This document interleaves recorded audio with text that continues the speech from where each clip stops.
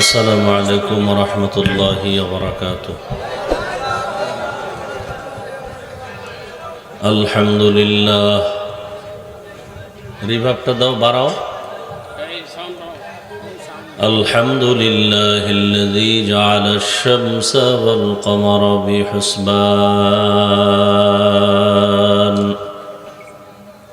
One Nazma wash শাজারা ইয়াসজুদান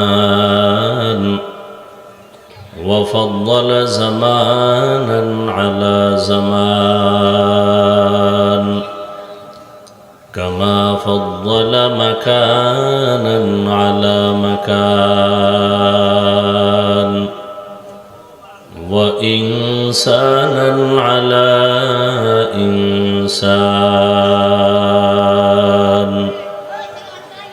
ونشهد أن لا إله إلا الله وحده لا شريك له لا ضد له ولا ند له ولا مثل له ونشهد أن سيدنا وسندنا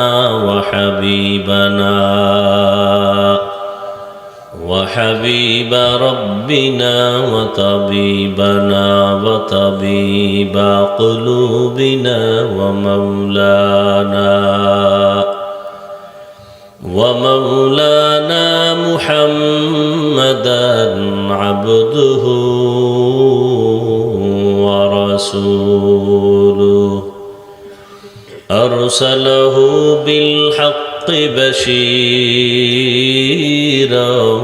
ونذيرا وداعيا إلى الله بإذنه وسراجا منيرا اللهم صل على محمد النبي الأمي وعلى آله وسلم تسليما وبعد فأعوذ بالله من الشيطان الرجيم بسم الله الرحمن الرحيم قل يا عبادي الذين أسرفوا على أنفسهم لا تقنطوا من رحمة الله إن الله يغفر الذنوب جميعا إنه هو الغفور الرحيم.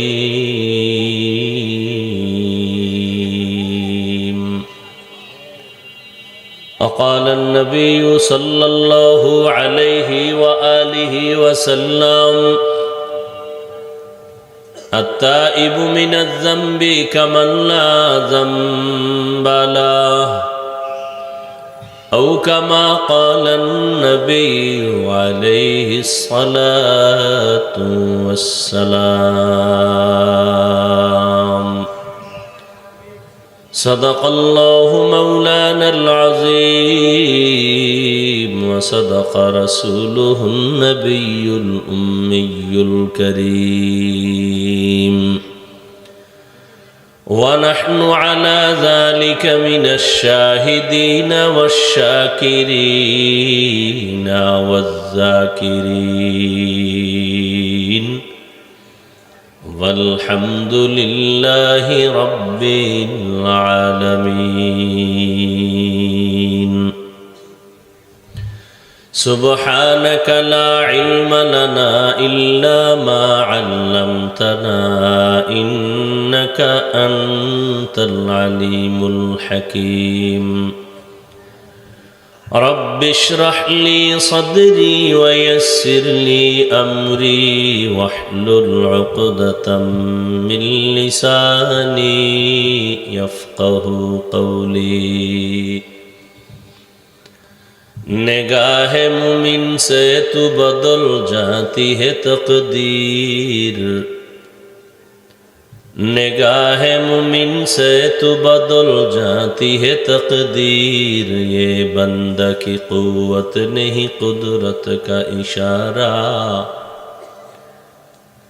ये बंदा की कुव्वत नहीं कुदरत का इशारा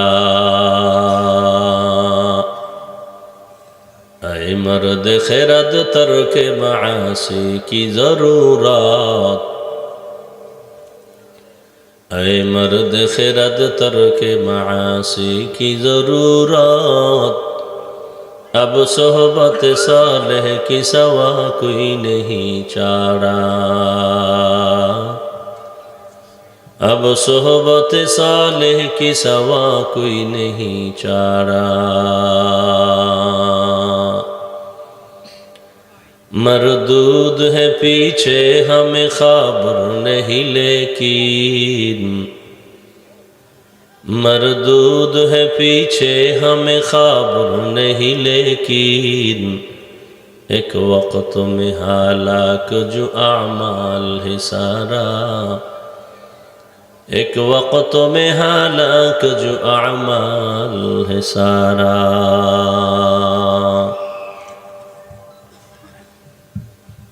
কাপড়িয়া সদরদি দক্ষিণ পাড়া এলাকাবাসী ও প্রবাসী ভাইদের উদ্যোগে আয়োজিত তৃতীয় বার্ষিক ওয়াজ মাহফিল 4 ফেব্রুয়ারি 2024 উপস্থিত সম্মানিত সভাপতি জনাব মোহাম্মদ জাকির মুন্সি কাউন্সিলর সাহেব অন্যান্য অতিথিবৃন্দ হযরত উলামায়ে কেরাম অত্র অঞ্চলের বিভিন্ন স্থান থেকে আগত আল্লাহ পাকের আশিকিন জাকিরিন শাকিরিন মুহিব্বিন মুরব্বিয়ানে আযম কলিজার টুকরা আমার সমবয়সী যুবক বন্ধুগণ স্নেহের ছোট ভাই পর্দার আড়ালে মাইকের আওয়াজ শ্রবণরতা সম্মানিত মা ও বোনেরা এই এদিকে কি মাইক দিছো পিছন থেকে এদিকে বন্ধ করো দোনো সাইডে থাকলে বন্ধ করো স্টেজের দিকে কোনো মাইক থাকলে বন্ধ করো আর বক্সের সাউন্ড বাড়াও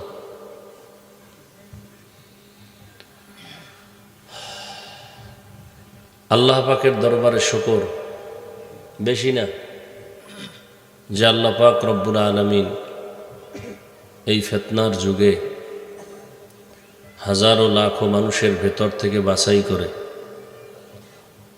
পৃথিবীর শ্রেষ্ঠ মজলিস বেহেশতের বাগান উলামায়ে আহলে হকের মজলিস তওবা কবুলের মজলিস গুনাহ মাফের মজলিসে আমাদেরকে আসা বসার তৌফিক দান করেছেন নিয়ামতের শুকর আদায়ার্থে মুহাব্বতে সকলেই পড়ি আলহামদুলিল্লাহ দরুদ ও সালাম সৈয়দুল মুরসালিন রহমতুল্লিল আলামিন শফিউল মুজনিবিন খাতামুন নবিয়্যিন সৈয়দুস সাকালাইন ইমামুল মুরসালিন শফিয়ে আযম রসুল আকরম রহমত আলম নবীউল আরব আল আজম হাবিব কিবরিয়া আশরফুল আম্বিয়া সৈয়দুল আম্বিয়া শফিয়ে মাহশর সাকি কৌসর आका नामदार मदीना का ताजदार आफ्ताब नबूवत फ़ख्र मौजूदात सैयदुल मखलूक़ात हज़रत मुहम्मदुर रसूलुल्लाह सल्लल्लाहु अलैहि व आलिहि वसल्लमेर উপর সর্বোপরি শুকর যাদের অক্লান্ত পরিশ্রমের মাধ্যমে আজ সুন্দর আয়োজন সময় পরামর্শ অর্থ দিয়ে দোয়া করে উপস্থিত হয়ে মাইক লাইট প্যান্ডেলের ব্যবস্থাপনার মাধ্যমে সহযোগিতা যারা করেছেন প্রত্যেককেই আল্লাহ রাব্বুল আলামিন খিদমতের বরকতে দুনিয়াতে শান্তি পরকালে মুক্তির ব্যবস্থা করে দিন। উলামায়ে হযরত দীর্ঘ সময় আপনাদের সামনে আলোচনা রেখেছেন, আপনারা ধৈর্যের সাথে আলোচনা শুনেছেন। এক সময় একদিনে একাধিক প্রোগ্রাম করাটা দোষণীয় ব্যাপার ছিল, মানুষ এটাকে দোষ মনে করত। আর এখন একাধিক প্রোগ্রাম একদিনে না করাটা অনেকের কাছে দোষের মতো মনে হয়। আসলে বক্তাও বেড়ে গেছে, মাহফিলও বাড়ছে, কারো ডায়েরিও খালি নেই। মোটামুটি যারা বক্তা লাইনে আছেন একেবারে শুরু, এরাও প্রতিদিন একাধিক প্রোগ্রাম করেন। কে কি মাকসাদে কি করেন জানি না। দ্বীনের নিসবতে দ্বীনের চাহাত পূরণেই এই এত কষ্ট মেহনত। পৃথিবীতে কথা বলার মতো কষ্টের কাজ আর একটাও নেই। অনবরত কথা বলা, মানুষের প্রত্যেকটা শরীরের অঙ্গ প্রত্যঙ্গের উপরে আক্রমণ হয়, আঘাত হয়। এরপরে টাইম মতো ঘুম নাই, খানা নেই। এই রকম ওলামায়ে কেরাম আপনাদের পেছনে সময় দিতেছেন, তাবলিগওয়ালারা পেছনে দৌড়াচ্ছেন, পীর সাহেবরা দৌড়াচ্ছেন, সব এর বিনিময়ে যে আপনারা আলেমদের কিছু দিছেন এটা বলতে পারবেন না। ভালো কিছু দিছেন এটা বলার উপায় নেই। আর আলেমরা কিছু ভালো পাওয়ার জন্য আপনার পেছনে এত মেহনত করে না। তবে দিতে পারেন না ঠিক, কিন্তু বিরোধিতা যে করেন এও কিন্তু আমরা আলেমরা শুনি, দেখি, আমরা অন্ধ না। অথচ কষ্ট করে দ্বীনের খেদমত করতেছি। হিসাব যদি করেন, যদি হিসাব করেন যে একটা মানুষ দিনরাত্র মেহনত করলে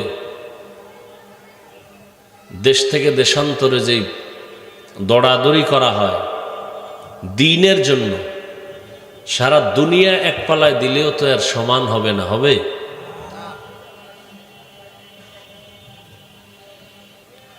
কিন্তু তা তো দেন না, শকর নাই, বরং বিরোধিতা। সুযোগ পাইলেই তাবলিগের বিরুদ্ধে, সুযোগ পাইলেই দেওবন্দি কওমির বিরুদ্ধে, সুযোগ পেলে চরমনার বিরুদ্ধে, সুযোগ পেলে ইমামের বিরুদ্ধে, আলেমের বিরুদ্ধে। কিন্তু কোনো আলেম এগুলো শুনে আমরা জানি, বরদোয়া করি না। তবে এটা বাস্তব, কেউ যদি না বুঝে করে আল্লাহ তাকে মাপ চাইলে মাপ করবেন। আর যারা বুঝে শুনে করে তারা মরার আগে বিছানায় পঙ্গু হয়ে যাবে, এই কথাটা মনে রাখবেন। কারণ কিয়ামত পর্যন্ত এই জমিনে আর কোনোদিন নবী আসবেন না। আসবেন? সাহাবায়ে কেরাম আসবেন? যাদের দেখলে কলিজা সোজা হয়, অন্তর সোজা হয়, জান্নাতের পথ সহজ হয়, এইরকম যারা ছিলেন নবীর পরে, সাহাবায়ে কেরাম, তাবেঈন, তবে তাবেঈন, আইম্মে মুজতাহিদিন, উলামায়ে মুতাকাদ্দিমিন, মুতাআখিরিন, ইমাম বুখারী, ইমাম মুসলিম, ইমাম আবু হানিফা, কাউকে পাবেন? বরং আমরা যাদেরকে পেয়েছিলাম তাদেরকেও হারায় ফেলছি। এখন আমাদের উপায় কি? যতই টালবাহানা চালাকি করি, ওলামায়ে আহলে হকদের পরামর্শ আর দিক নির্দেশনা ছাড়া জান্নাতের পথে যাওয়ার কোনো রাস্তা নেই। এই যত চালাকি করবে ওর কপাল তত পুড়বে। আর কপাল পোড়াটা মরার আগেই পুড়বে, পরে নয়। আমরা বুঝি না, আল্লাহ কিন্তু ধৈর্য ফেলায়, দেখে। এই মিয়া, অন্যায় করছেন আপনি, আপনার বাচ্চা মাইয়া আছে ঘরে, আছে না? বাচ্চা ছেলে আছে না? ওর কোনো গুনাহ হইছে? আমল নামাও জারি হয় নাই, হইছে? তো ওই বাচ্চা অসুস্থ কেন হসপিটালে?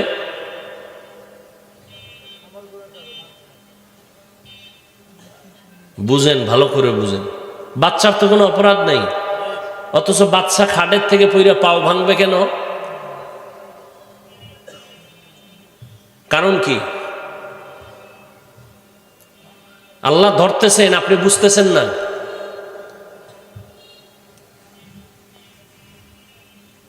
বর্তমান দুনিয়াতে রসুলের ওয়ারিস উলামায়ে কেরাম, তবে এখানে একটা শব্দ আমি বাড়ায় বলছি, উলামায়ে আহলে হক, কারণ উলামায়ে কেরামের মধ্যে বিশাল এক বাহিনী আছে, এরা আহলে বাতেল, ভণ্ড।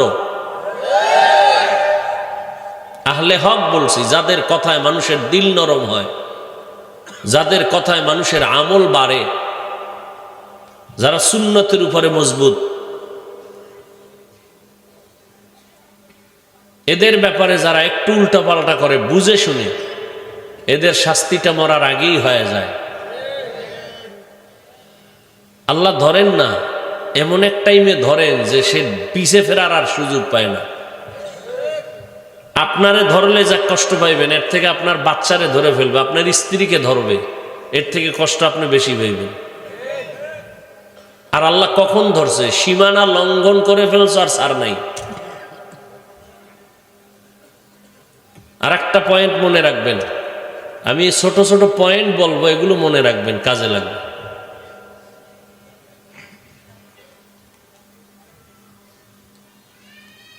খুব সাবধান, যারা আলেমদের সাথে বেয়াদবি করে, এ মনে করবেন না যে আজকেই করেছে। ওরা মূলত মা বাবার সাথে বেয়াদবি করার থেকে এসে আলেমদের সাথে করে। ওদের উপরে মা বাবার অভিশাপ, এই কারণে ক্রমান্বয়ে অপরাধ বাড়তে থাকে। আল্লাহ না করুন একজনের বরদোয়া যদি কপালে লেগেই যায়, তাহলে জায়গায় শেষ। ও দেখবে চাক্কার তলে পাও শেষ, পানির মধ্যে লাশ ভাসে।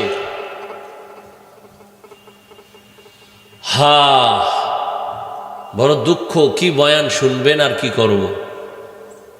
আপনি যদি আমার ভুল ধরেন, তো আপনি আমার বয়ান শুনবেন কেন? আর ফায়দা কি আপনি আমার বয়ান শুনে? আপনি তো আমার উপরে ভক্তি নেই।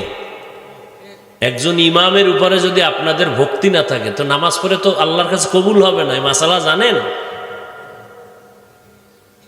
আপনি যদি আমার ভুলই ধরেন, তো আপনি তো আমার থেকে বড় দামি, বড় জ্ঞানী। আপনি আমার বয়ান শুনবেন কেন? আপনি তার বয়ান শুনবেন যার উপরে আপনার ভক্তি শ্রদ্ধা আছে। আমার বয়ান শুনলে আপনার ফায়দা হবে না। বুঝেন না কিছু? পৃথিবীর শ্রেষ্ঠ ব্যক্তি একজন, রহমাতুল্লিল, যার কোনো তুলনা, যে নবীর কোনো গুণা, সেই নবী জীবনে একটা মিথ্যা কথা কতটা। বাংলাদেশের সারা দুনিয়াতেই হালাত। আরে ভাই, সম্মানকে দেন। তোমগো হাতে যদি সম্মানের ভলিউম থাকতো, তামগো হুজুরগো কত আগে মারতা পিডাইয়া। তোমগো হাতে সম্মানের চাবি দেন নাই, কার হাতে? ধনী বানায় কে? ধনী বানানোর চাবি যদি তোমগো হাতে থাকতো, আর ফকির বানানোর চাবি থাকতো, হুজুরগো কত আগে না খাওয়ায় মারতি। আমারে তো অন্তত আগে মারতি, কারণ আমার উপরে যেই পরিমাণ তুফান আমার জাতি ভাইরা চালাইছে, এখনো চালায়। দ্বিতীয় কোনো ব্যক্তি আমি বাংলাদেশে খুঁজে পাই না যে এই পরিমাণ তুফান গেছে তার উপর।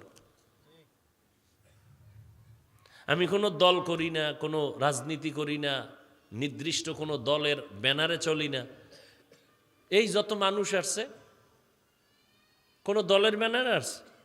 আওয়ামী লীগ আছে, বিএমপি আছে, জাসদ আছে, অসৎ আছে, বাসৎ আছে, সব এনে। যারা আমার পিছনে পিছনে কাফের বলে গালি দেয়, ওরাও আছে। কি কয় শুনি? আছে না? আমি মনে করি এরা সব নিরেট মানুষ, নির্ভেজাল আমারে মহব্বত করে আল্লাহর জন্য। আলহামদুলিল্লাহ, এখনো পিছনে কেউ ফেলতে পারে নাই। বরং সম্মানের সাথে এত তুফানের পরে টিকে আছি। আমার বউ নিয়া বিশুদ্ধার কম করছে? আমার মাইয়া ফোলা নিয়া কম করছে? আহ, এরাও বলে মানুষ, এরাও বলে আলেম। মানুষের ব্যক্তিগত বিষয় নিয়ে বিষোদ্গার করা, এটাকে বলা হয় অনাধিকার চর্চা করা, হারাম। কিন্তু আজ দেখতেছি ওরা ধুকে ধুকে কাঁদতেছে, ধুকে ধুকে জায়গায় জায়গায় বেইজ্জতি হইতেছে। আর আল্লাহ আমাকে রাখছেন শকর, অহংকারী না, সম্মানের সাথে আছি এখন আলহামদুলিল্লাহ। আপনাদের দোয়া, মা বাবার দোয়া, মুরব্বীদের দোয়া। কারণ আমি কারো ক্ষতি করার বয়ান করি না তো, কারো উপরে আঘাতমূলক কথা বলি না তো। কারণ কি জানেন, ওই দিন কিতাব দেখলাম, আল্লাহ কোরআনের আয়াত দিয়া নবীকে বলতেছেন, নবী সাবধান, আপনার অন্তর শক্ত করবেন না, নরম। দেখছেননি মাত্র 13 বছরের মধ্যে মক্কার মানুষ ছিল নিকৃষ্ট, খারাপ, চরিত্রহীন, লম্পট। কেমন খারাপ? পৃথিবীতে একটা শ্রেষ্ঠ ঘর হলো বাইতুল্লাহ। এই বাইতুল্লাহকে ল্যাংটা হয়া, উলঙ্গ হয়ে নারী পুরুষ তওয়াফ করে। কতটা চরিত্রহীন, খারাপ। আপন বাবা নিজের কন্যাকে হত্যা করে, জবাই করে, পাথরের মধ্যে চাপা দিয়ে মেরে ফেলে, পাথরের ভেতর থেকে আওয়াজ আসতেছে, আব্বু আমাকে বাঁচাও। কতটা খারাপ! সেই মানুষগুলোকে মাত্র 13 বছরের বাউন্ডারির মধ্যে রসুল স্বর্ণের মানুষ বানায় দিলেন। একটু আগেই বলেছি, রসুল একটা গালি দেন নাই, বেতের বাড়ি দেন নাই, চোখ গরম করেন নাই। মাত্র 13 বছরে মানুষগুলো এত দামি হয়ে গেল।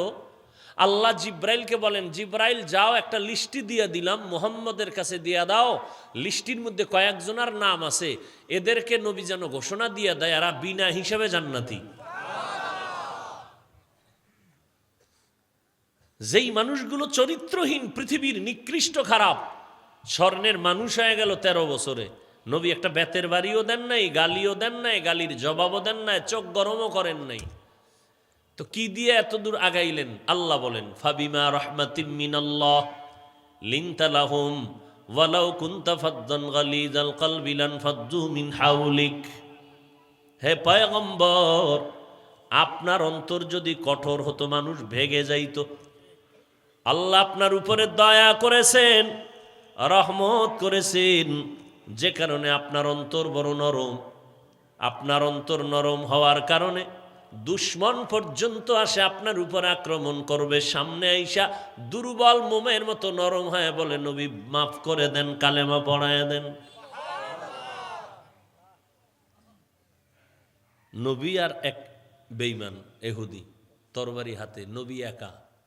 এইবার কয়, এই মুহাম্মদ, এইবার তুমি আর আমি ছাড়া কেউ আছে এনে? কয় না। কয় তরবারি কার হাতে? কয় আপনার হাতে।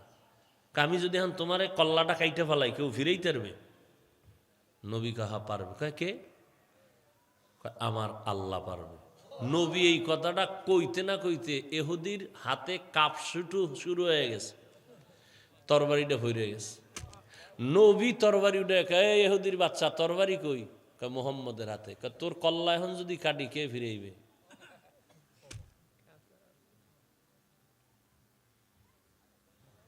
কেউ ফিরাইবে, তুমি যদি একটু দয়া করো। কয় না, আমার আল্লাহ যদি দয়া করে।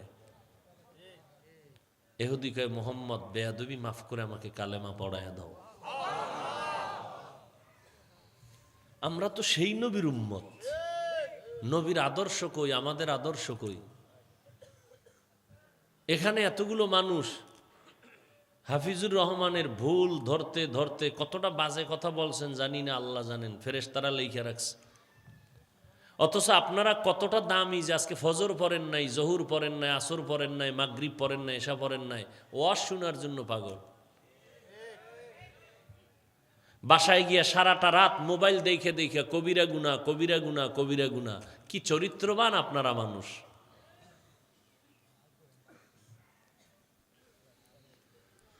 হা,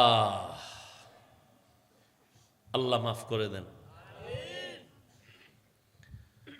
قل يا عبادي الذين أسرفوا على أنفسهم لا تقنطوا من رحمة الله ইন্নাল্লাহা ইয়াগফিরুয যুনুবা জামিআ ইন্নাহু হুয়াল গফুরুর রহিম।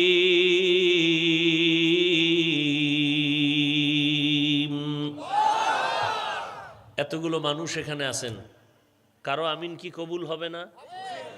আমি একটা দোয়া করি, আপনারা সবাই আমিন বলবেন, মোহাব্বতে, চিল্লাইবেন না। যারা ওলামায়ে কেরামের ইজ্জতকে নষ্ট করার জন্য লেখালেখি করে ফেসবুকে, মিডিয়ায় অপপ্রচার চালায়, আল্লাহ ওদের হেদায়াত দান করুক, না হয় ধ্বংস করে দিক। আল্লাহ ওদের হেদায়াত দান করুন, না হয় ধ্বংস করে দেন। আল্লাহ ওদের কপালে হেদায়াত থাকলে হেদায়াত দেন, না থাকলে আল্লাহ কঠিনভাবে ধ্বংস করে দেন। আল্লাহ এবার বলেন, হে রসুল, আমার পক্ষ থেকে উম্মতকে জানায়া দেন, মূলত আমি আল্লাহই বলতেছি, ইয়া ইবাদি, হে আমার প্রিয় বান্দা বান্দিরা, তোমরা যারা গুনাহ করে সীমা লঙ্ঘন করেছো, জুলুম করেছো, আসো তওবার পথে আসো, আমার রহমতের দরজা থেকে ফিরে যেও না, নিরাশ হও না। কারণ আমি আল্লাহ এত মোহাব্বত নিয়ে তোমাকে ডাকলাম, যারা যত গুনাহ করছো সব গুনাহ আমি আল্লাহ মাফ করে দিব। আল্লাহ সবার গুনাহ মাফ করে দিবেন, কারণ আল্লাহ হলেন চূড়ান্ত ক্ষমাশীল, পরম করুণাময়। রহমতের নবী বলেন, আত্তাইবু মিনাজ যামবি কামান লা যামবা লাহ। যারা গুনাহ করে আল্লাহর কাছে তওবা করবেন, আল্লাহ তাআলা, নবী বলেন, আল্লাহ তাকে এমনভাবে পবিত্র বানায় দিবেন, মনে হয় জীবনে কোনো একটা গুনাহও করে নাই। সুবহানাল্লাহ। না আতিনা ফি দারে দুনিয়া না হাসান, আতিনা ফি দারে উকবা না হাসান, ইয়া গিয়াসাল মুস্তাগীসিন হদিনা লাফতিখারা বিল উলুমে ওয়াল গিনা। এই উঠেন কেন? আমনে বাড়ি যাবেন, আমার মন চায় না বাড়ি যেতে। শুরু করতে পারলাম না, ব্যারাম শুরু।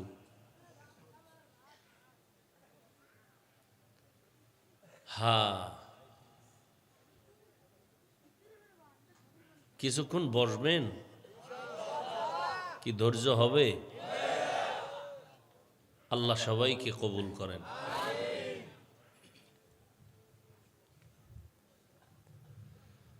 নবীজি বলেন, কোরআন শরীফ আমার কাছে বড় দামি, বড় মায়ার জিনিস, কিন্তু এর থেকেও বেশি আরো মহব্বতের হলো এই আয়াত, যেটা আমি খুতবায় পড়লাম। কেন? নবীজি বলেন, আল্লাহ যে কত বড় দয়াময়, এই আয়াত হলো তার দলিল। কেমনে? আল্লাহ তাআলা এই আয়াতের মাধ্যমে পৃথিবীর সব মানুষকে তওবার পথে আহ্বান করেছেন। আরো খোলাসা কথা হলো, এই আয়াতের মাধ্যমে আমার দয়ার মালিক পৃথিবীর প্রত্যেকটা মানুষকে জান্নাত দেওয়ার আশ্বাস দিয়েছেন। এখান থেকে দুইটা পয়েন্ট আপনারা মনে রাখবেন। এক, আল্লাহ পাক রব্বুল আলামিন ঈমান ওয়ালা ব্যতীত কাউকে একটা সেকেন্ডের জন্য জান্নাত দিবেন না। জান্নাত দিবেন কাদেরকে? যাদের ঈমান আছে। নাম্বার দুই, আল্লাহ পাক এক সেকেন্ডের জন্য পৃথিবী তার মোহাব্বতের কোনো বান্দাবান্দিকে জাহান্নামে দিতে চান না। এক সেকেন্ডের জন্য আল্লাহর কোনো বান্দা জাহান্নামে যাবে, আল্লাহ এটা চান না। দলিলে আয়াত। এই জন্য আল্লাহ পাক এখানে যদি বলতেন, এই মুমিনেরা তওবা করো, তো যারা মুমিন না তারা বাদ, কিন্তু এমন একটা শব্দ আল্লাহ এখানে ব্যবহার করেছেন, যেই শব্দটার পর্দার ভেতরে পুরা দুনিয়ার মানুষগুলো ঢুকানো।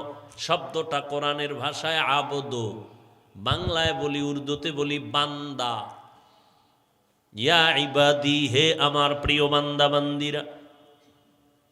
বান্দা বলতে আল্লাহ পাক বুঝায় দিলেন, তুমি হিন্দু হও, তুমি খ্রিস্টান হও, ইহুদি হও, বৌদ্ধ হও, তোমরা আমার বান্দা, আর কারো বান্দা না। আমি আল্লাহ সবাইকে ডাকছি, আয় আয়। শয়তানের নফসের ধোকায় পড়ে যারা গুনাহ করেছো তওবা কর। তোমার গুনাহ করে পাহাড় বানাইছো, তোমার এই গুনার পাহাড়টা বানাইতে এক রাত্রে হয় না, একদিনে হয় না, এক মাসে হয় নাই, বছর বছর চলে গেছে, যুগ যুগ চলে গেছে। তুমি একটা গুনার পাহাড় বানাইতে তোমার 30 বছর, 40 বছর, 50 বছর, 70 বছর হয়ে গেছে। কিন্তু আমি মাওলার দয়াটা কেমন জানো নি? একবার যদি মাথা নত করে চোখের পানি ছেড়ে অনুশোচনা নিয়ে যদি অনুতপ্ত হইয়া বলো, ও দয়ার মালিক আমাকে তুমি মাফ করে দেও, আল্লাহ বলেন তোর 70 বছরের গুনাহ আমার ক্ষমা করতে একটা সেকেন্ডের সময়ও লাগবে না। আতিনা ফি দারে দুনিয়া না হাসান, আতিনা ফি দারে উকবা না হাসান, ইয়া গিয়াসাল মুস্তাগীসিন হদিনা লফতিখার বিল উলুমে वल गिना हर गोरीदे नेको तू तैयार है, जू न मांगे उससे तू बेजार है।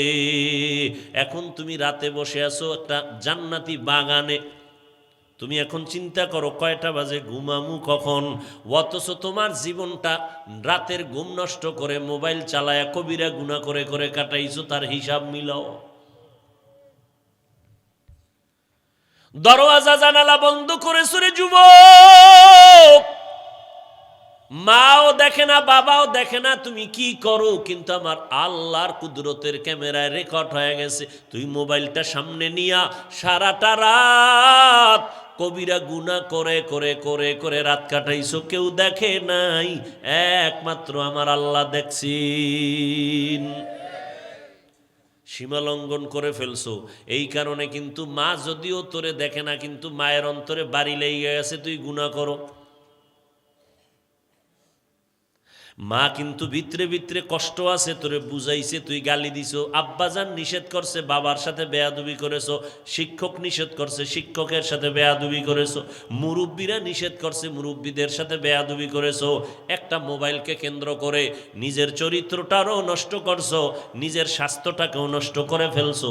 জানো না রে বাবা, মরণের পরের আযাব তো ভিন্ন কথা, বরং এই মোবাইলের কারণে একটা সময় খুব দ্রুত আসতেছে, বসে থাকবি বিছানায়, চোখ থাকবে পাওয়ার থাকবে না, কান থাকবে শ্রবণ শক্তি থাকবে না, হাত থাকবে হাতের বোধ শক্তি থাকবে না, তোমার ভিতরের হৃৎপিণ্ড নষ্ট হতে চলছে, কিডনির উপরে আক্রমণ, তোমার ব্রেনটা নষ্ট হয়ে যাইতেছে। আধা ঘন্টা কিছু পড়তে লইলে মাথা ঘোলায় যায়, ব্যথা করে, কিছুই টের পাও না, বুঝই না, ব্রেন দুর্বল, কিছু পড়লে মুখস্থ থাকে না। এই মোবাইলের কারণে একদিকে তোমার শরীর নষ্ট, ভিন্ন দিকে চরিত্র নষ্ট। এখন তোমার মা বাবা, তোমার ভাই বোন, তোমার আপনজন, তোমার মুরব্বীরা চায় যদি তুই মরিয়া যাও মনে মনে সবাই খুশি, কারণ তোর মতো চরিত্রহীন সন্তান থাকলে মা বাবার ইজ্জত আরো নষ্ট হবে। তাহলে তোর এই বয়সে কি কামাই করছো? সবার বরদোয়া। শুরুতে বলছি যা করো মানুষের বরদোয়ার কোনো কাজ করবি না। আর কার বরদোয়া কামাই করছো? যার দোয়া না পাইলে তুই জীবনে সফল হতে পারবি না, সেই মা। বয়স কত তোর? 25। যুবকদেরকে বলছি একটু বাবা রাগ কইরো না, মোহব্বত কইরা বলতেছি, রাগ কইরো না। তোমার বয়স কত? 25, 26, 27। তোমার উচিত কি ছিল?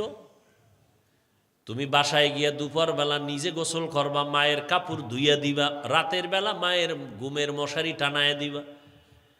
কিন্তু তুমি কতটাই যে খারাপ, নিজে এত বছর বয়স হইয়া নিজের প্যান্ট শার্ট গুলো ঘরে ফালায় রাখো, মাকে বানাইছো চাকরানি, মা তোর কাপড় ধুইয়া রাখবে। আর যদি কও না হুজুর আমারটা কাজের মানুষ ধোয়, তা তোর মতো ইতর আর কে আছে তোর জামা কাপড় আর একটা মানুষ ধুইবে? তোর ভক্তি, তোর এই ভক্তি, তোর এই রুচি, তোর অন্তরটা এত পচা। রাগ করবি না রে বাবা, আমি জাহান্নাম থেকে বাঁচাবার জন্য বলছি। যদি কও হাফিজ ভাই পাও ধরো, বল, আমি নিচে এসে পাও ধরব। কারণ আর কয়দিন বাঁচবি রে যুবক, আমিও তোমার মতো যুবক সন্তান। তোমার ভিতরে একটা মন আছে, আমার মধ্যেও মন আছে। তোমার আকৃতি আর আমার আকৃতি সব এক। তোমার ভিতরে যে নফস আছে, আমার মধ্যে নফস আছে। তুলনামূলক তোমারে শয়তান ধোঁকা দেয় কম, আমারে দেয় বেশি।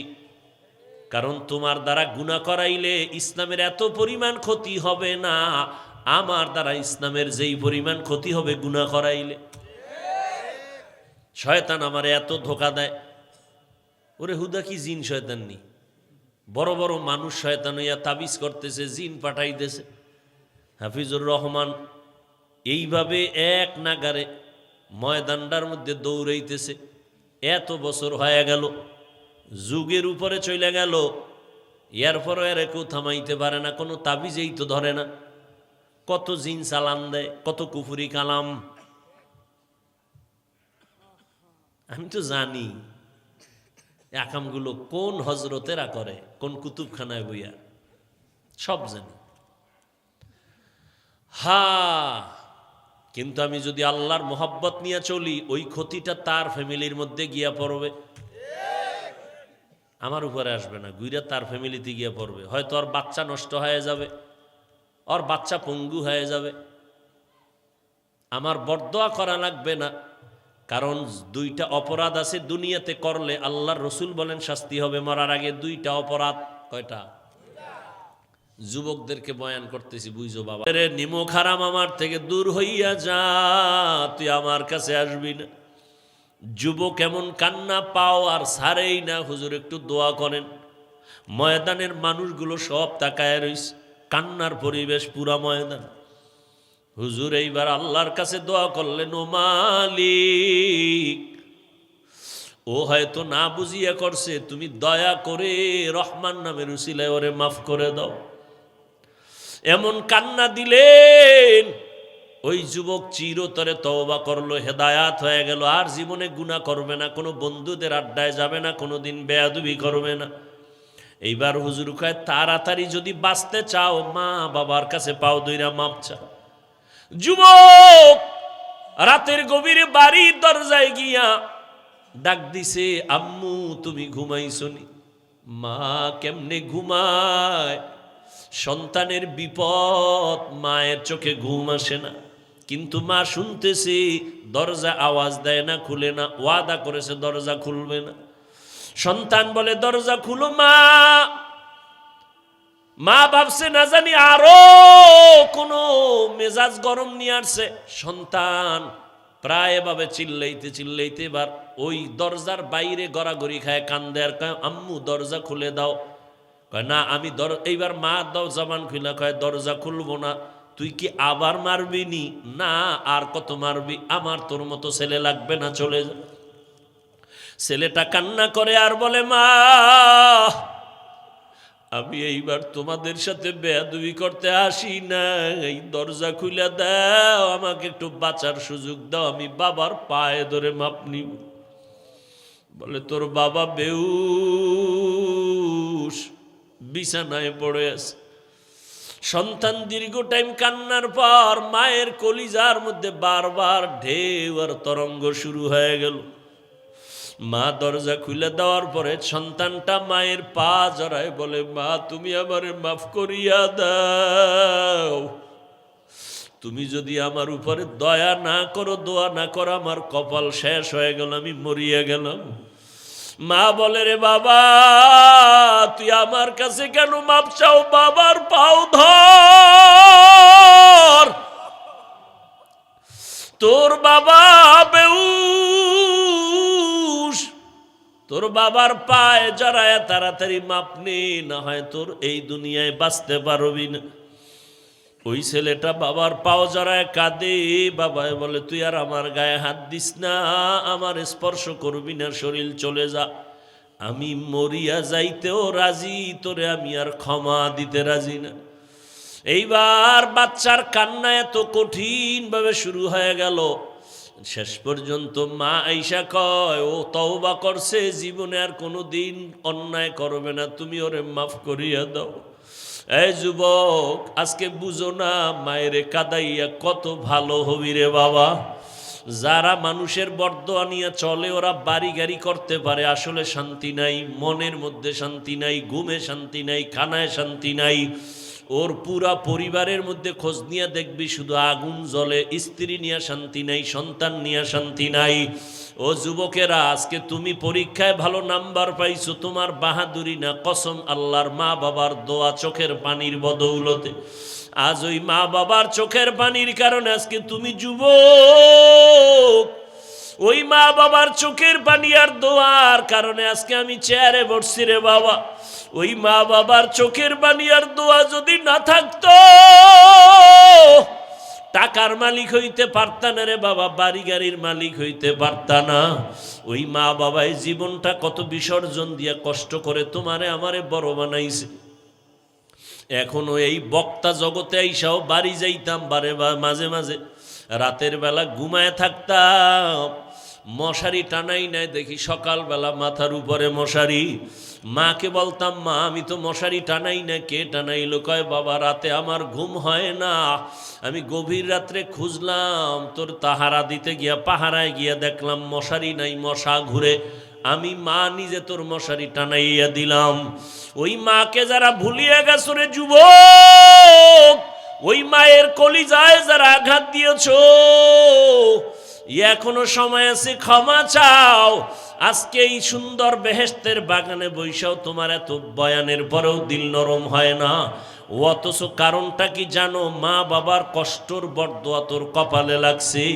না হয় বহু বান্দার চোখে পানি, তোমার চোখে পানি আসবে না কেন? আল্লাহ তো তওবার দরজা দিয়া ডাকতেছেন। ওই মা বাবায় যদি ক্ষমা না করে, তোমার কোটি তওবায় কাজ হবে না। তুমি যদি বান্দার অন্তরে কষ্ট দাও, আল্লাহর প্রিয় বান্দা যারা, এদের অন্তরে যদি কষ্ট দাও, তোমার হাজারো তওবায় কাজ হবে না, চোখে পানি আসবে না। মুরব্বীদের থেকে ক্ষমা নাও, আলেম থেকে দোয়া নাও, আল্লাহর কাছে কঠিনভাবে তওবা করে নাও।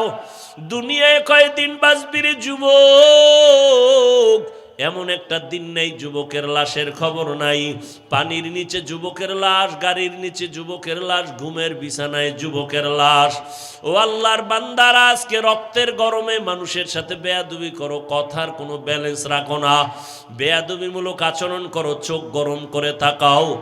অথচ তোমার এই বাহাদুরি কিন্তু একদিন নিঃশেষ হয়ে যাবে। ও আল্লাহর বান্দারা, ও যুবক বাবারা, আল্লাহর নবীর তরিকা মতে চলার জন্য তৈরি হয়ে যাও। মা বাবার দোয়া নিও। যদি মা বাবা বেঁচে থাকে, বাসায় গিয়া মাকে বলিও, মা জীবনটা ভর কত কষ্ট তোমাকে দিয়েছি, মাঝে মাঝে তুমি কান্না করছো, কষ্ট পাইছো। আজ আমি তওবার নিয়ত করে আসছি, আর কোনো দিন বেয়াদবি করব না। তুমি আমার মাথায় হাত দিয়া দোয়া করিয়া দেও। ও মা, তুমি দোয়া না করেন আমি আগাইতে পারবো না। ওই মা বাবার দোয়ার কারণে আজকে টাকার মালিক, বাড়ির মালিক, সম্মানের চেয়ারের মালিক। ও আল্লাহর বান্দারা, ওই মা বাবার দোয়া নেওয়ার চেষ্টা করো। এরে আল্লাহর বান্দাই ময়দানে যারা আছো, অনেকের মা দুনিয়ায় নাই, অনেকের বাবাও দুনিয়াতে জিন্দা নাই। আমার মায়ার নবী দুনিয়াতে আসি একবার আব্বু বলে ডাক দিতে পারলেন না। 6 বছর বয়সে নবী মা হারা বড় অসহায়, চোখের পানি ফেলে কাঁদতেছেন। ও নবীর আশিক উম্মতের দল, আজকে তোমরা আল্লাহর রহমতের দরজা থেকে ফিরিয়া যাইও না, আল্লাহর কাছে ফিরে আসো, মনে মনে তওবা করো। তোমাকে আমাকে মানুষ কতই ভালো বলে, অথচ গুনার কারণে আল্লাহর কাছে কত বড় অপরাধী হয়ে আছো। আল্লাহর কাছে তুমি দেখো, গুনার কারণে তোমার চোখ না পাক, জিহ্বা না পাক, অন্তর না পাক। আল্লাহর কাছে তওবা করে ক্ষমা চাও। মনে মনে আল্লাহকে বলো, জীবনে যত গুনাহ করছো, অন্যায় করছো, মা বাপ ভাই বোনেরা কেউ জানে না, জানলে তোমাকে আর মহব্বত করতো না। আল্লাহ জানার পরেও একবারও রাগ করিয়া পানি বন্ধ করে নাই, বাতাস বন্ধ করেন নাই, সূর্যের আলো বন্ধ করেন নাই, খানা বন্ধ করেন নাই।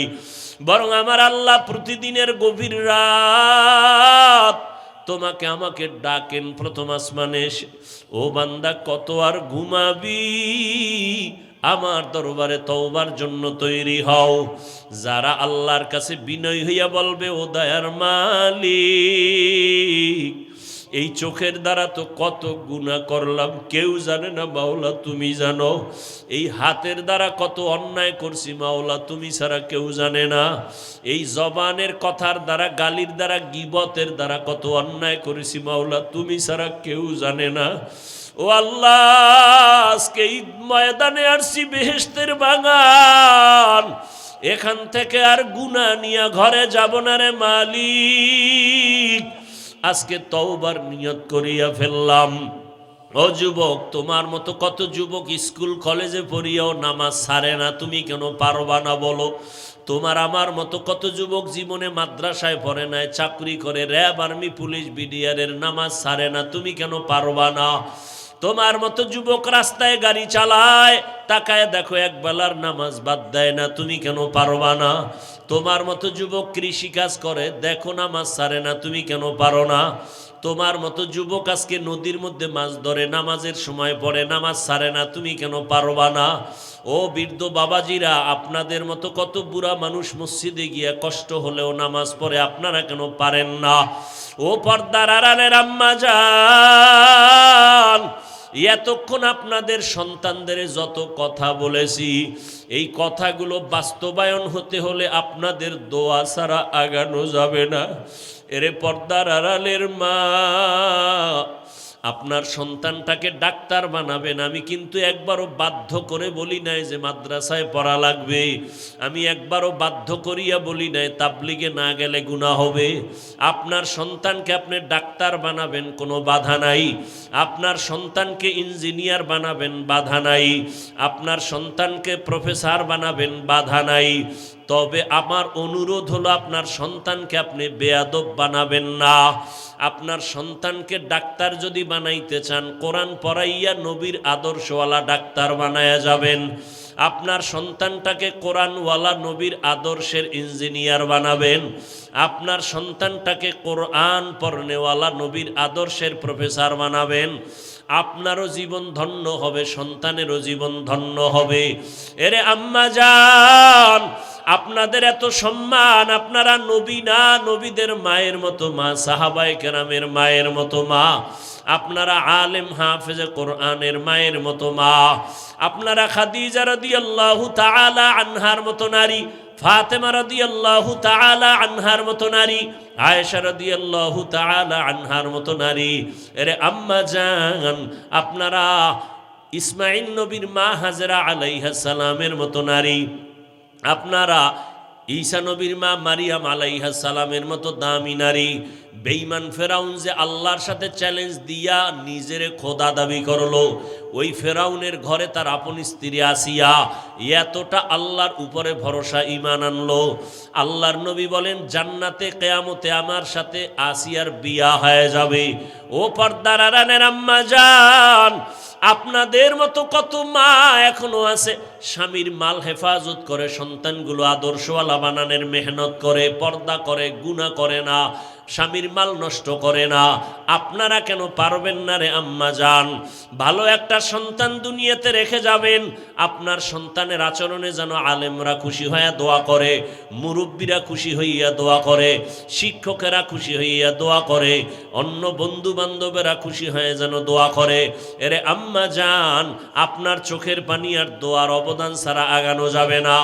ওরে আল্লাহর বান্দারা, ও যুবক বৃদ্ধ বাবাজি, মা বোনেরা, ওই ফেরাউনের ঘরে স্ত্রী, যেই ফেরাউন আমার আল্লাহর বিরুদ্ধে চ্যালেঞ্জ দিল, মুসা নবীর সাথে চূড়ান্ত জুলুম আর অত্যাচার করলো, কিন্তু তার ঘরে আমার আল্লাহ আসিয়াকে দিনের খাদেমা হিসাবে কবুল করলেন। আসিয়া একদিন ফেরাউন তাকায় দেখে যেন কি পইরা গেল, জবান থেকে একটা নাম আসছো আল্লাহর। আসিয়া টের পায় না যে আমার পেছনে ফেরাউন স্বামী দাঁড়ানো। ফেরাউন কয়, আসিয়া জবান থেকে কি বললা? কয় আল্লাহর নাম। বলে কোন আল্লাহ? বলে মুসা নবীর আল্লাহ, তিনি আমারও আল্লাহ।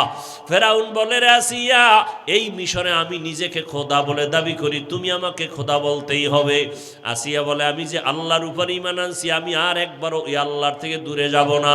ফেরাউন অনেক বুঝানোর পরও আসিয়াকে যখন আর নিজের দিকে আনতেই পারে না, এবার ফেরাউন বাঁকা হইয়া বলে, আসিয়া এখন আর তোমাকে ছাড় দেওয়া যাবে না।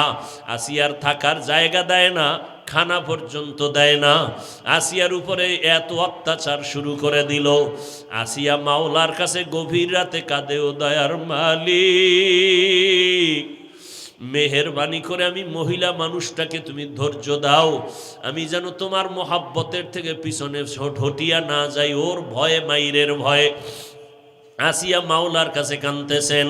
ফেরাউন এক পর্যায়ে অসহ্য হইয়া ঘোষণা দিয়ে দিল, আসিয়া তোমাকে অমুক দিন ফাঁসি দিব, শুলিবিদ্ধ করে মেরে ফেলব। খবর হয়ে গেল পুরা মিশরে আসিয়ার ফাঁসি হয়ে যাবে, শুলিবিদ্ধ করবে। এই অবস্থা যখন তারিখটা আসলো, লক্ষ লক্ষ মানুষ হাজির হয়ে গেল।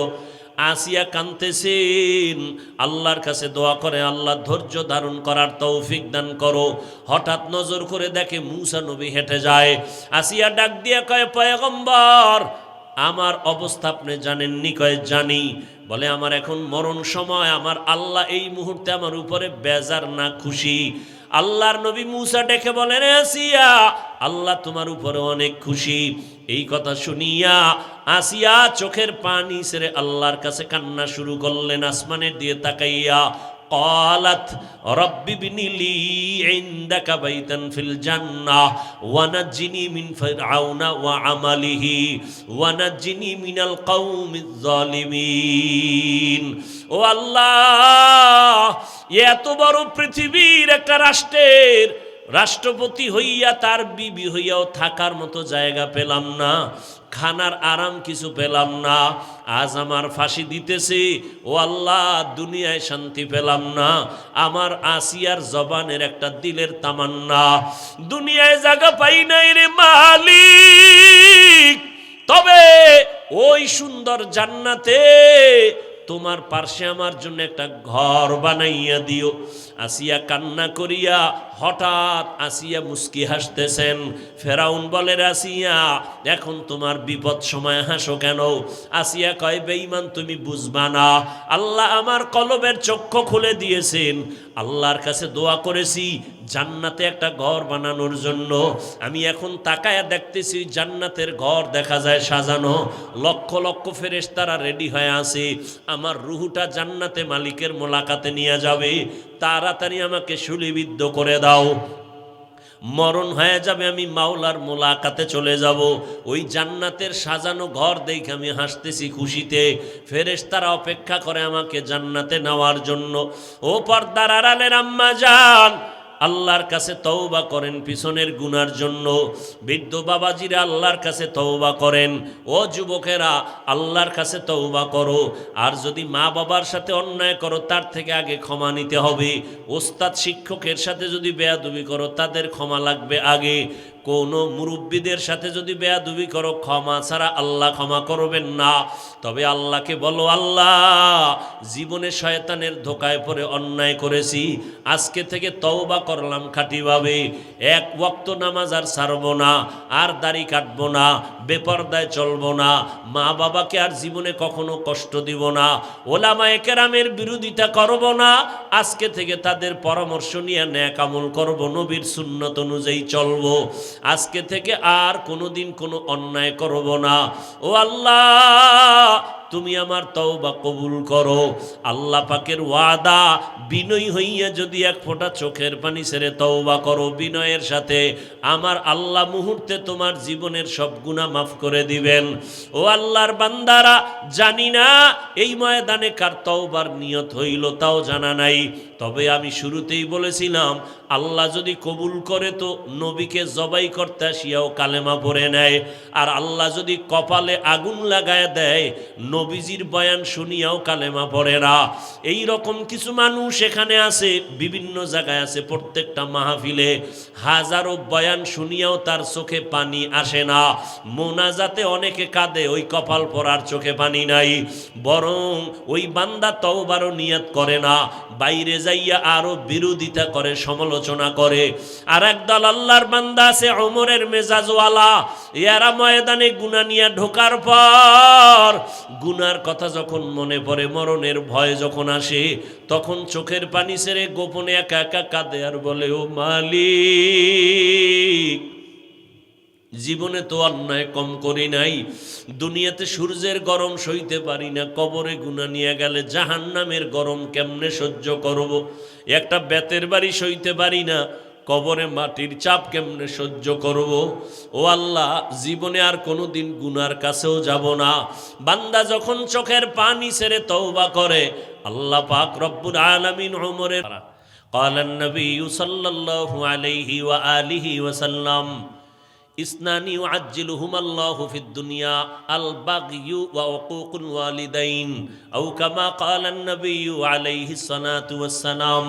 পয়গম্বর বলেন, ও উম্মতের দল, দুইটা অপরাধ আছে, যদি দুনিয়াতে করো শাস্তি হবে মরার আগে।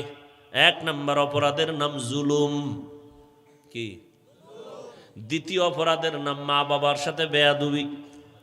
জুলুম আবার তিন প্রকার: আল্লাহর সাথে জুলুম করা, নিজের সাথে জুলুম করা, অন্যান্য মাখলুকতের সাথে জুলুম করা।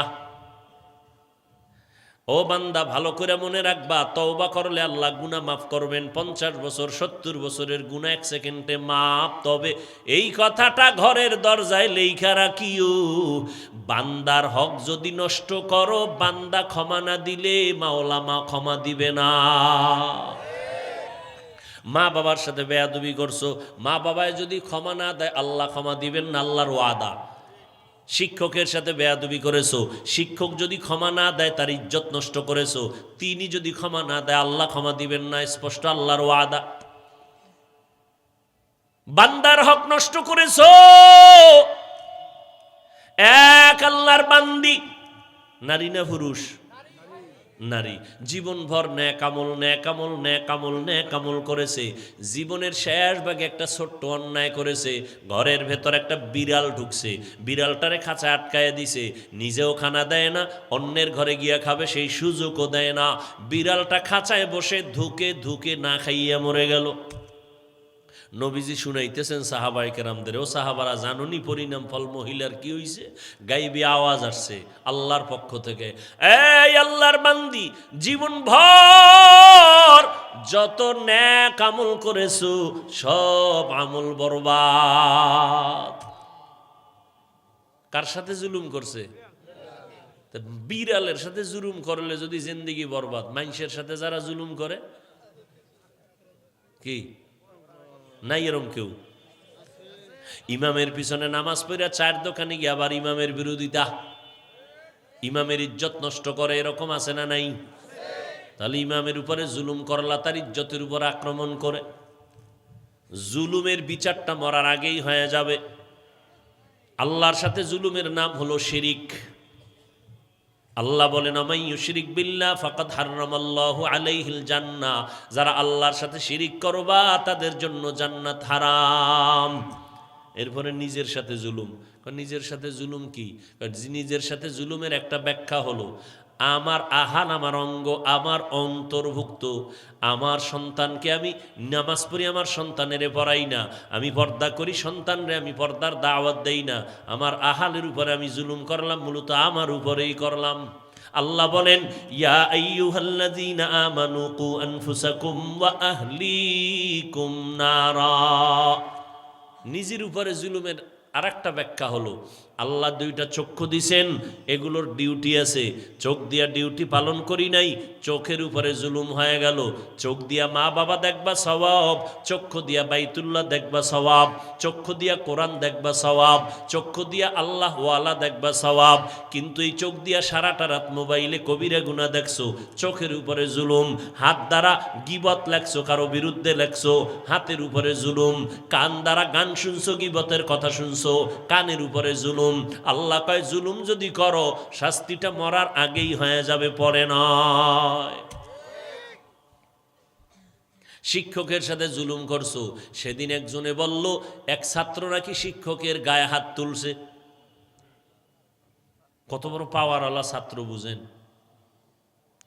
হ্যাঁ, আমি আজকে মাদ্রাসায় বৈশা কিছু ছাত্র বলতেছিলাম, ওরাও দুষ্টামি করে। আমি কি তোরা এতটা বেপরোয়া হইলি, তোকে তো কিছু বলা যাইব না, কারণ সামনে এমন দিন আসবে তোদের থেকে আমাকে দোয়া নিতে হবে। ছাত্ররা এসে শিক্ষকের বলবে, হুজুর মোবাইলে টাকা নাই তো এমবিটা ভরে দেন। এমন অবস্থা হয়ে যাইতেছে। শিক্ষকরা ছাত্রকে ভয় পায়। কি পরিমাণ ছাত্রগুলো চূড়ান্ত গাদ্দার আর বেয়াদব। কতটা বেপরোয়া বেয়াদব হইলে শিক্ষক ছাত্রকে ভয় করতে হবে? কতটা বেয়াদব হইলে, উশৃঙ্খল হলে মা বাপ সন্তানকে ভয় করতে হবে? উত্তরবঙ্গের ঘটনা, একেবারে ঠিকানাটা বললাম না।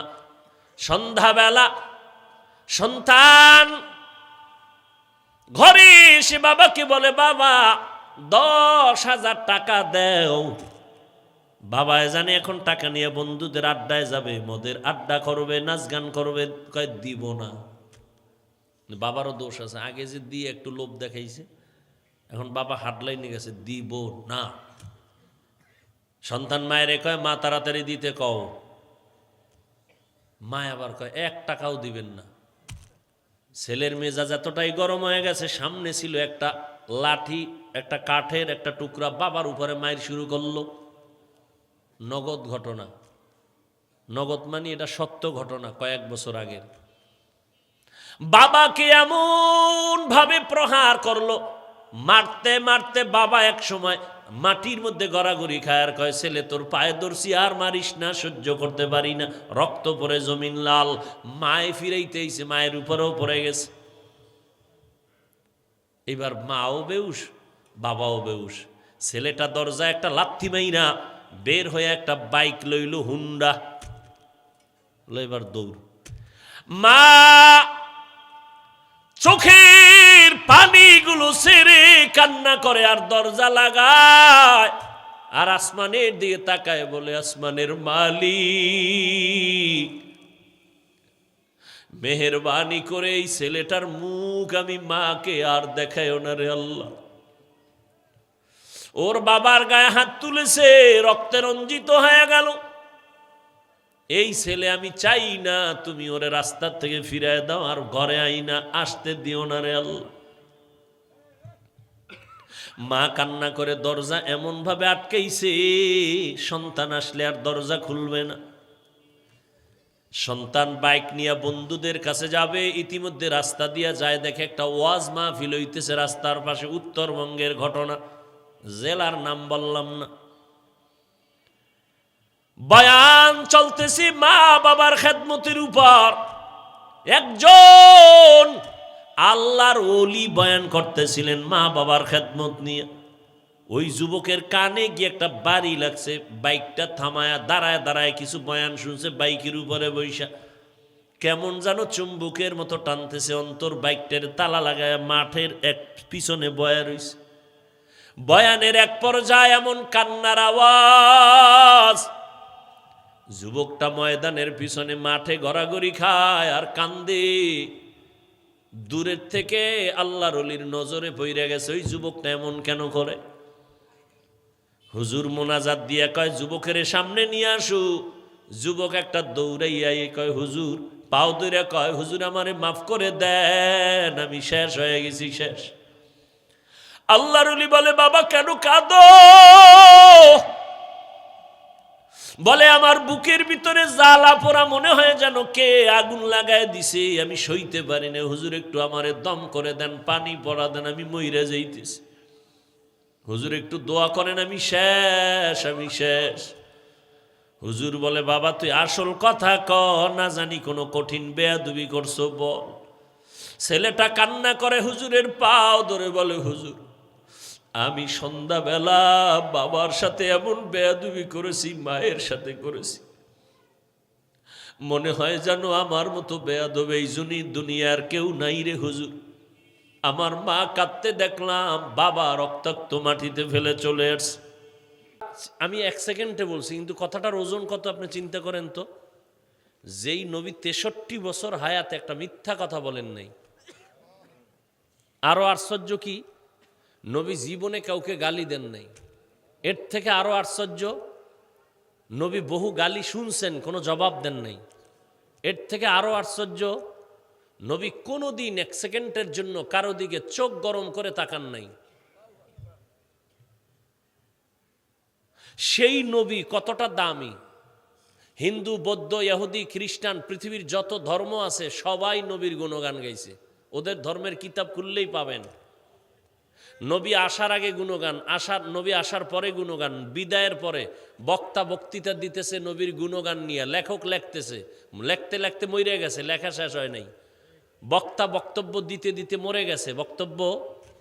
সেই নবী বয়ান করতেছেন, কতটা পিওর বয়ান, কতটা সুন্দর বয়ান, কতটা সাবলীল বয়ান, কতটা হৃদয় কারা বয়ান। এই বয়ানে যে কালেমা পড়ে না সে পৃথিবীর কত বড় নিকৃষ্ট কপাল ভরা। জানেননি নবীর এত সুন্দর বয়ান পাইও কালেমা পড়ে না কে? জানেন না কে? আল্লাহ যদি কপালটা ভালো না রাখেন তাহলে রহমতের নবীর বয়ানেও হেদায়াত আসে না। আর আল্লাহ যদি কপাল খুলে দেন তাহলে রসুলকে জবাই করতে এসেও কালেমা পড়ে। কে কে? এই পয়েন্টটা মনে রাখবেন। আপনারা যে গালাগালি করেন, আপনারা যে ফেসবুকে লেখালেখি করেন, আমি না ফেসবুক চালাই না, যারা চালায় আর আমগো বলে না, বলে না। বড় বড় যাত্রাবাড়ির হুজুরের বিরুদ্ধে, চরমনার হুজুরের বিরুদ্ধে, বড় বড় আলেমদের বিরুদ্ধে যে লেখালেখি করে, আপনারা মুরব্বীরা না, আপনার সন্তানরাই আকামগুলো করে, এই অপরাধগুলো করে, আপনারা তো বুঝেন না। স্কুলে পড়লে ক্লাস 8-এ পড়ে, মাদ্রাসায় পড়লে দাখিল বা কাফিয়া পড়ে, এরা বিরোধিতা লেখে। এই কথাটা যখন তার কানে যায় একটা কষ্ট আসেনি? নিঃশ্বাস আসেনি? ওই নিঃশ্বাসটা ওর কপালে গিয়ে যখন লাগবে ও মরার আগে শেষ। বরদোয়া করা লাগে না, হাত উঁচু করে বরদোয়া করতে হয় না। এগুলো যদি খালি এই বিষয়ে বয়ান করি 2 ঘন্টা চলে যাবে। আল্লাহ 2 দল মানুষের সাথে যুদ্ধের ঘোষণা দিছেন। কয় দল? আল্লাহ যে যুদ্ধ করবেন কয় দলের সাথে? কথাটা শুনে আপনাদের আনন্দ লাগতেছে? কি মনে হয় আল্লাহ খুব খুশি হয়ে বলছেন? কতটা রাগ হইলে আল্লাহ বলেন আমি 2 দল মানুষের সাথে যুদ্ধ করতে চাই। এক দলের কথা আছে কোরআনে, আর এক দলের কথা আছে বুখারী শরীফে। বুখারী শরীফে যাদের কথা আছে তারা হলেন ওলি আউলিয়া। ওলি, আল্লাহ বলেন ও নবী আপনি বলে দেন যারা আমার ওলি, আমার বন্ধু, যারা সুন্নত অনুযায়ী চলে, রাতে তাহাজ্জুদ বাদ যায় না, তাকওয়ার উপরে চলে, মানুষ তাদের দেখলে দিল নরম হয়, আমলের জন্য তৈরি হয়, এদের সাথে যারা দুশ্মনী করবে নবী আপনি বলে দেন, বুখারীর হাদিস, আমি আল্লাহ এদের সাথে যুদ্ধ করার জন্য রেডি। তার মানে কি আল্লাহ জমিনে আইব যুদ্ধ করতে? অর্থাৎ যুদ্ধ করলে তোর পরিণাম ফল কি হইতো তাই হবে। তোর মাইয়া নিয়ে তুই ভুগবি, তোর ছেলে নিয়ে ভুগবি, স্ত্রী নিয়ে ভুগবি, অর্থাৎ মরার আগে মরে থাকবি। চোখ থাকবে পাওয়ার থাকবে না, কান থাকবে পাওয়ার থাকবে না, জিহ্বা থাকবে কথা স্পষ্ট হবে না, খানা সামনে টেবিলে থাকবে মুখে যাবে না। আল্লাহ কঠিনভাবে ধরবে, দেখতেছি ধরতেছে। কারণ আল্লাহ স্পষ্ট ঘোষণা দিয়েছেন বুখারী শরীফে 2 দলের সাথে আমি যুদ্ধ করব, আমি রেডি। নবী বলে দেন এক দল কোরআন শরীফে আছে আর এক দল বুখারী শরীফে। বুখারী শরীফে যাদের বলা আছে এরা কারা? যারা ওলিদের দুশ্মন। ওলি কারা? বুখারী শরীফের বিশাল হাদিস, যারা আল্লাহর মোহাব্বতে বেশি বেশি নফল ইবাদত করে ফরজের পাশাপাশি। ভাইরা আমার, তো যে কথা বলতেছিলাম, মনে না চাইলেও প্রোগ্রাম চাই, একটার বেশি করব না। মানুষ প্রতিদিন আপনারা জানেন না, অনেকে যান না তো মাদ্রাসায়, প্রতিদিন 10, 20, 30, 50 মেহমান দুপুরে 12 মাস মাদ্রাসায় এই ডেটের জন্য, তারিখের জন্য। হুজুর একটু জোহরের পরে দেন, আসরের পরে দেন, ফজরের পরে দেন, গিয়ে একটু মোনাজাত দিয়ে আইন। একটা লোক গিয়া বুড়া মানুষ আলেম লয়ে গেছে, হুজুর আপনি খালি মোনাজাত দিয়ে আইন। আমনেগো পক্ষ থেকে গেছে মোনাজাতের জন্য, কত বুক ভরা আশা, আমি যদি খালি মোনাজাত দিয়ে যাই, গালি তো একটাও মাটিতে পড়তো না। এরকম তো করে মানুষ, মোহাব্বতে করে, আবেগে করে, দুশ্মনী করে না। যে কারণে বাধ্য হয়ে অনেক সময় কি করার, কষ্ট তো কষ্ট, সীমাহীন কষ্ট। ওই মাদারীপুর বয়ান কইরে এরপরে এখানে আসছে, কালকে জোহরের পরে বয়ান চাপাই নবাবগঞ্জ। এবার বুঝেন আমি ঘুমামু কোন সময়? জোহরের নামাজের সাথে সাথে আমার বয়ান চাপাই, এশার নামাজ পরে আবার রাজশাহী শহরে।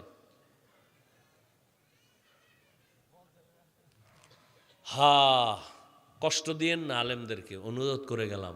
যুবকেরা, মুরব্বীদেরকে কিছু বলবো না, তোমাদেরকে বলছি, জীবনে কিছু করো বা না করো, মানুষের বরদোয়া নিও না। এই একটা ওয়াজ আজকে বাড়ি নিয়ে যেও। মায়ের বরদোয়া, বাবার বরদোয়া, ওস্তাদদের বরদোয়া, শিক্ষকদের বরদোয়া, আলেমদের বরদোয়া, ইমামের বরদোয়া, এলাকার দাড়িওয়ালা মুরব্বীদের বরদোয়া, এক কথায় কোনো মানুষের বরদোয়া নিস না। বিছনায় পড়ে পঙ্গু হয়ে কাঁদবি, চোখের পানি মোছার মানুষ পাবি না, লিখে রাখ। যা করো মানুষের বরদোয়া নেওয়ার মতো কোনো কাজ করবি না। এই আজকের যুবকদের জন্য এটা আমার মূল পয়েন্ট।